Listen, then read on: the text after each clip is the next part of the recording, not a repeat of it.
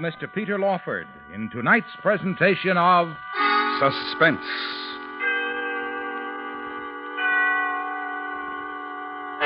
Tonight presents a classic study of suspense, a new dramatization of one of the most terrifying stories ever written. Wilkie Collins' A Terribly Strange Bed. Our star, Mr. Peter Lawford.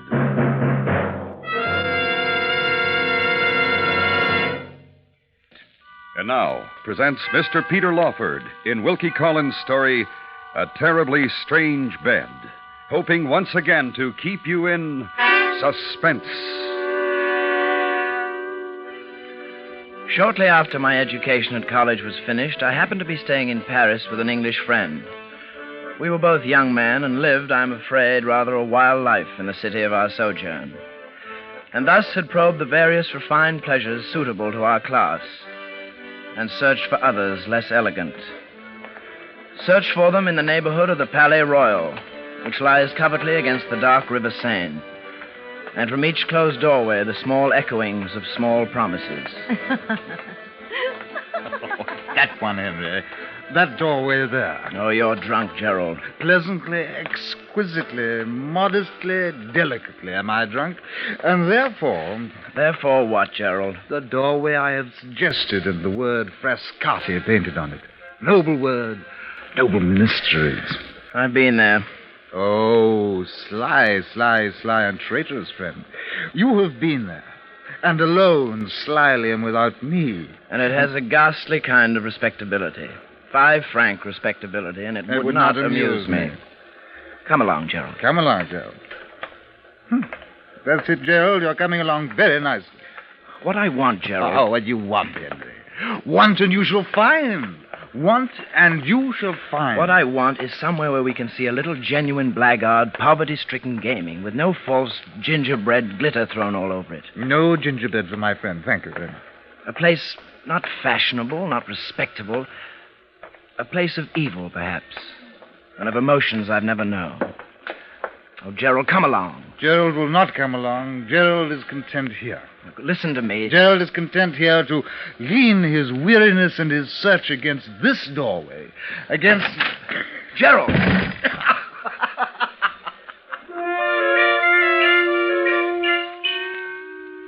The door had flung open behind him, and Gerald had fallen flat on his back. And for a while laughed, then with my help got up. And Gerald laughed no longer. For the room, the gaming room, was tragedy.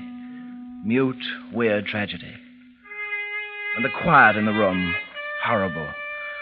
And the people of the room, a thin, haggard, long-haired young man whose sunken eyes fiercely watched the turning up of the cards and never spoke. The flabby, fat-faced, perspiring player who registered on a pasteboard how often black won and how often red, and never spoke. The dirty, wrinkled old man with the vulture eyes and the darn greatcoat who had lost his last sou and still looked on desperately, and never spoke. The voice of the croupier. Red and black, make your bets. Red and black. The voice of the croupier, dull and thick in the atmosphere of the room. We had entered on a laugh, but the spectacle before us was something to weep over. I'd found it. The pleasure I searched. I'd found it. Henry. Yeah? Your eyes. The look in them. Yes? It's what you wanted, isn't it? The place of evil and of emotions you'd never... I want to play. Of course you do. Come then. Red and black, make your bets. Red and black, your bets. Red and black, your bets. 1,000 francs on black.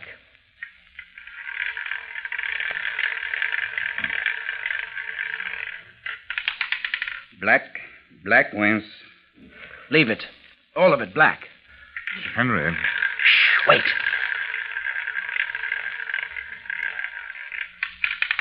Black wins. Leave it. All of it black. Henry. Yes. This is a passion in you. No, not a passion. Idle amusement. Yes, only amusement. Wait. Black. All of it. All of it red. This time red. Oh, not passion, then. Intoxication, perhaps. Yes, intoxication. As I have never known it, intoxication. Yes. Yes. Which has become Red. Great winds. All of it, red. And 10,000 more. Oh, it has become passion. Which has become passion. Red wings. Now, the black croupier.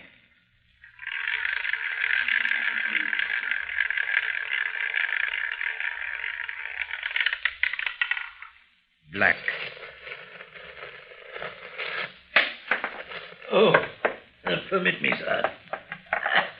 Permit me to restore to their proper place the 2 coins which were dropped.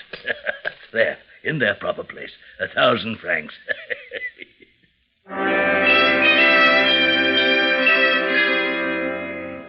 A tall man, and quite fat, pinched into a frogged and braided surtout. A man of goggling, bloodshot eyes, mangy mustaches, and a broken nose. And the dirtiest pair of hands I ever saw. Yet in the mad excitement, his look, his hands, held no repelling influence on me. For now, in the mad excitement, in the reckless triumph, I was ready to accept even such as he. What wonderful luck is yours, sir. I pledge you my word of honor as an old soldier. In the course of my long experience in this sort of thing, never but never have I seen such luck as yours. Thank you. Go on, sir. Boldly, handsomely, break the bank. I assure you, sir, I have every intention. Do it then, sir. Go on, break the bank. Oh, my gallant English comrade, boldly break the bank. All of it. Black.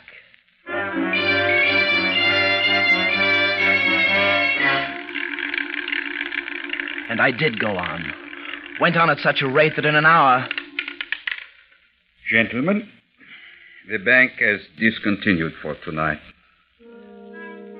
In an hour of a kind of ecstasy I'd never known, all the notes and all the gold in the bank now lay in a heap under my hands. The whole floating capital of the gambling house under my hands, waiting to pour into my pockets. No. No? No? No, not in your pockets, sir. For no breeches pockets were ever sewed could hold such heavy winnings. Well, then how... May I take your pocket handkerchief, sir? Thank you. Tie it up, sir. Tie it up in your handkerchief, as we used to tie up a bit of dinner in the army. Shovel it in. Now then, sir. 2 tight double knots each way, with your permission. And the money's safe. Thank you. Feel it, sir. Hard and round as a cannonball. Feel it. Champagne, sir. I will buy you champagne. No, thank you. Well, for your friend, then. For Henry's friend, then. Amiable, gracious Englishman. Champagne! Champagne for the friend, the conqueror of the bank, and for me. Come, sirs, to my table. I am Fabian Nero, gallant sir. And you? Henry Calder. And this is my friend, Gerald Titchener. Henry, Gerald, Fabian. Oh, lovely, lovely, lovely. Henry, Gerald. Thank you. Henry and Gerald. Fabian. We are friends, aren't we? To have touched your sleeves, to have you seated here beside me. This old soldier's heart will burst, my eyes will weep, my hands will... the champagne. A toast, gentlemen. A toast to... Not for me, please. Oh, of course not for you. Gerald and I, then. You and Gerald, Fabian. A toast to the goddess Fortune, who embraced tonight our Henry, and smiled secretly upon him, and nestled very close. The goddess Fortune, gentlemen. An English cheer. Hurrah, hurrah, hurrah! Hurrah, hurrah, hurrah! Hurrah, hurrah, hurrah!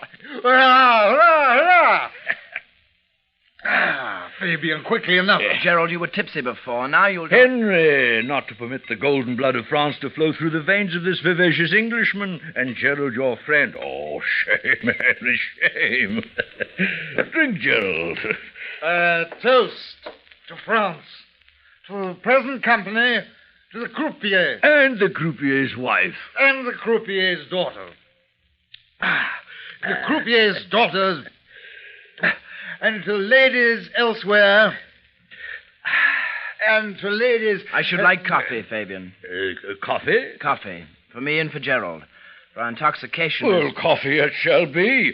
Coffee. Coffee for the darling of Fortune. Coffee.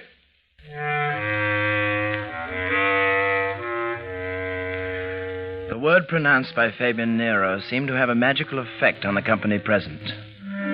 They suddenly had lost interest and all rose to depart. Probably they had expected to profit by my intoxication, by the proffering of champagne. But finding I would have none of it, had now abandoned all hope of thriving pleasantly on my winnings. Whatever their motive might be, at any rate they went away in a body. And the silence of before was now deeper than ever. Then, from a sort of vestibule at the far corner of the room, a woman appeared, bearing a tray of coffee and glasses, and walked towards us, enveloped in silence. Woman of emaciated face and burning bright eyes and wisps of colorless hair drifting across her rouged cheeks. Your coffee, sir. Thank you. You will find it strong and good. Thank you. Strong and good, handsome sir. Here you are, sir. Thank you, for I am parched with thirst. And it was kind of you and of Fabian, and gracious and generous. How wise you are, Henry, to drink this coffee of Millie's, the coffee of Millie Prudhomme. Millie Prudhomme. Divine Millie. Beautiful Millie Prudhomme. Oh, handsome sir. Will you have coffee? No. Champagne, Millie. To drink your beauty. How wiser than your friend, Gerald, to drink coffee and rid yourself of your little amiable exaltation of spirits before you think of going home. And you must, my good and gracious friend, for with all that money... Good and gracious friend. With all that money to take home tonight, it is a sacred duty to yourself to have your wits about you. Drink, Henry. Drink your coffee. You are known to be a winner to an enormous extent by several gentlemen present tonight who are but mortal men, sir, and have their own amiable weaknesses. Drink, Henry. Who'd surely rob and murder if you were to... Wait. Oh, you're still Henry? I'm ill. I'm very... What? He is ill, very ill. I will weep. Henry is ill and I am drunk. Millie will sob. Will you sob, Millie? ill. A fit of giddiness. The room whirls round and round, furiously. Henry! Your voice deafens me, furiously. Oh, my dear friend, my dear friend. Madness to go home in your state. You would be robbed, murdered. You need a walking, and then a sleep, and not a murdering. A walking, and then sleep, and in a safe place, Henry. Yes, walk. Sleep. In a safe place. The place of Millie Prudhomme. A rooming house above the game room. And the capital beds of Millie's rooming house. I don't... Madness to go to your own home. Sleep at Millie Prudhomme's. And tomorrow... Go home safely with your winnings. Tomorrow, in full flow of life. And in broad daylight. Tomorrow. Gerald. Fabian's right, Henry. If anyone needs sleep, you surely need it. Come then. Quickly. Come then, quickly. I will help you. Put your arm about me. That's the dear boy. Millie? Millie. Yes, Gerald. Come.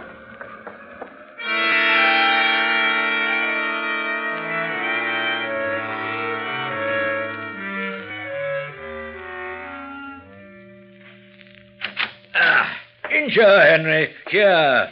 The choicest room of Millie Prudhomme. The capital bed there. And the tasteful furnishing. And the deep sleep to be had. And the safe one.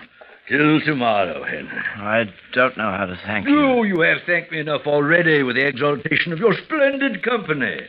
And that I could have been of some small service to your small malady. Oh, Millie. Well, let me go, Gerald. Oh, handsome sir. Oh, come, Millie. Henry wants his sleep. Oh, divine, Millie. Divine. Oh, Henry, she... Oh, Henry, she... Millie Prudhomme, she...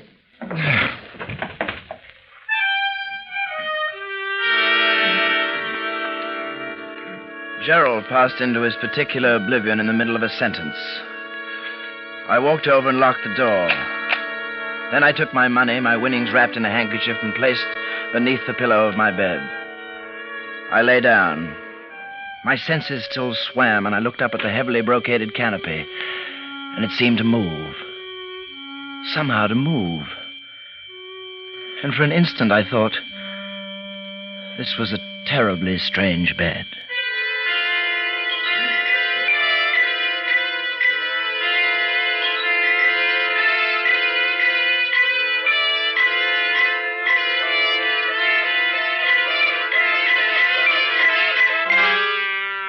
Bringing you Mr. Peter Lawford in Wilkie Collins' A Terribly Strange Bed. Tonight's presentation in radio's outstanding theater of thrills, Suspense.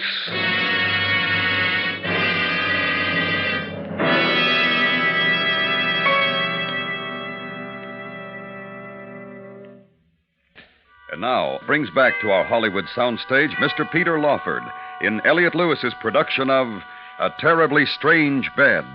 A tale well calculated to keep you in suspense.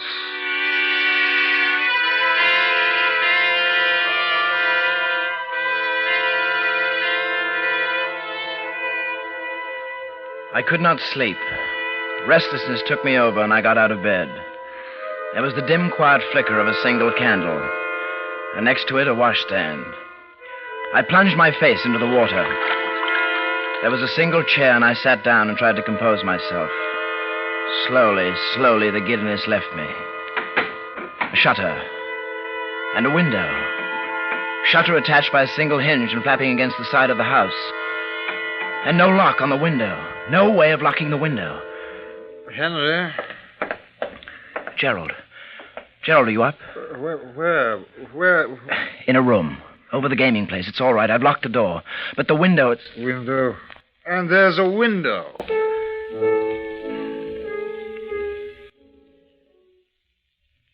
Listen.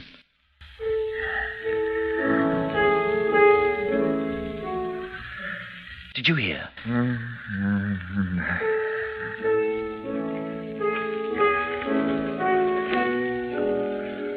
I was wide awake, and every one of my senses seemed to be preternaturally sharpened.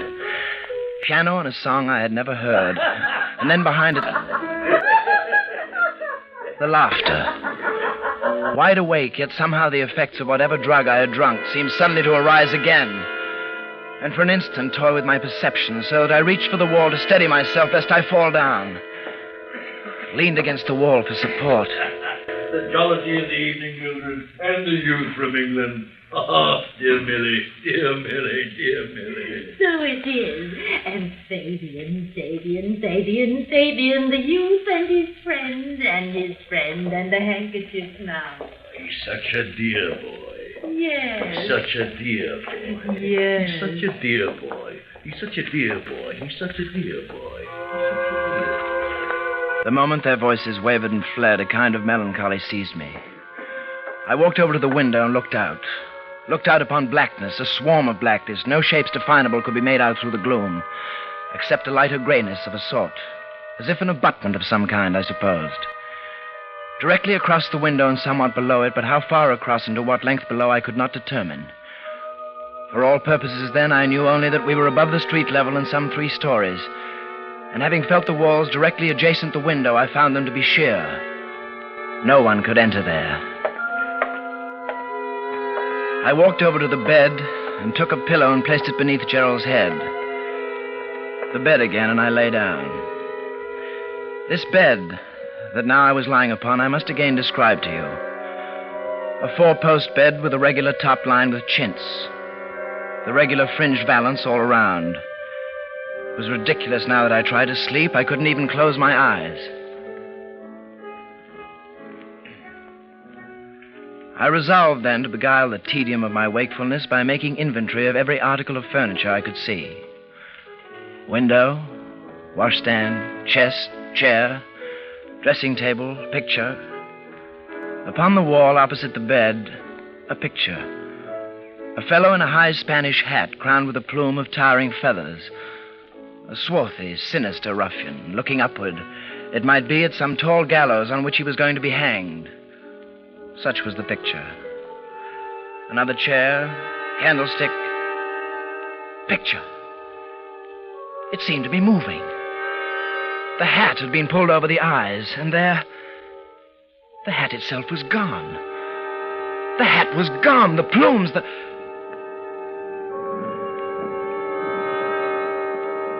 Was the bed moving? No. No, it was but a brief and terrible dream. How could the top of a bed move? A brief and terrible dream. Trick of the eye, and the mind's going down for a moment into sleep. Yet I let my mind say it. The top of the bed had moved. Gerald. Gerald, wake up. Huh? Open your eyes. Now what? Shh, quietly. Keep your voice in a quiet tone. Why? What? Shh, listen. Above you. Directly above you. Look, there's a picture. Do you see it? Yes. A minute ago, the man was wearing a hat. He was wearing a hat. Now he is not. Oh, my friend, you're very drunk. I'm very proud of you. You fool. Listen to me. All right, Henry. Where there was a hat is now a peephole, and we are being watched. All right, Henry. Now stay where you are, but be alert. All right, Henry. Henry. Yes? What are you going to do? Make sure of a thing. What thing? The bed. What? Keep your eye on the canopy. I'm going to lie in the bed now, Gerald, and make sure that they're not trying to murder us. How? By feigning sleep. What? By feigning sleep, Gerald, just that. Now, quiet. Yes.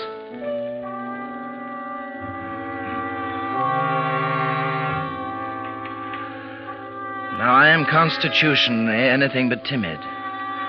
I have been on more than one occasion in peril of my life, and I have not lost my self-possession for an instant. But when the conviction settled on my mind that the bed top was actually moving, it loosed a feeling within me, foreign, laced through with terror. So I lay there, motionless, speechless, breathless. The candle spent went out, but the moonlight still brightened the room. I lay there.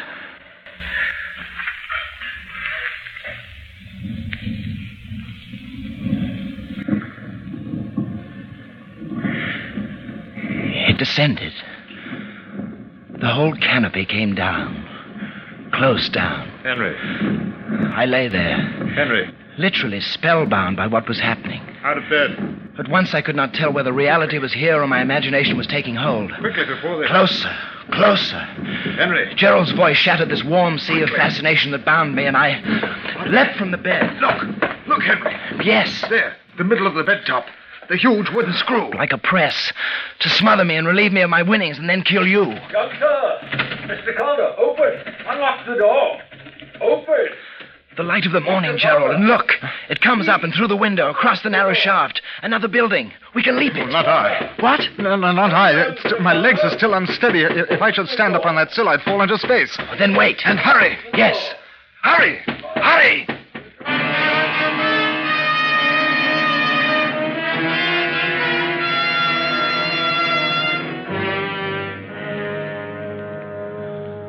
The rest of my story is soon told. From the building next door, I reached the ground and sought police. With them, I returned, and Mr. Fabian was seized, as was Mrs. Prudhomme. The police congratulated me on my good fortune and Gerald's on his, and told us that they would probably never know how many people had been smothered in this diabolical bed. So tightly was the canopy pressed to the bed that I could not retrieve my money. The mechanism had to be released from the room above. The police bade us go, and finding ourselves walking homeward, Gerald said to me, I know a place where gambling is carried on at such a fever pitch that you'll be carried to the heights of excitement. Needless to imagine, I refused to go along with Gerald. My adventure cured me of ever again trying rouge et noir as an amusement.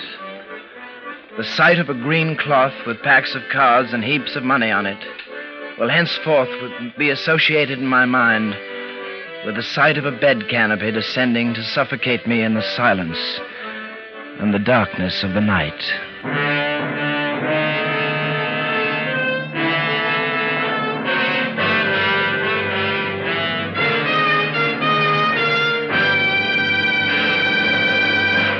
Suspense. Tonight's star, Mr. Peter Lawford. Next Tuesday night, June 15th. Suspense.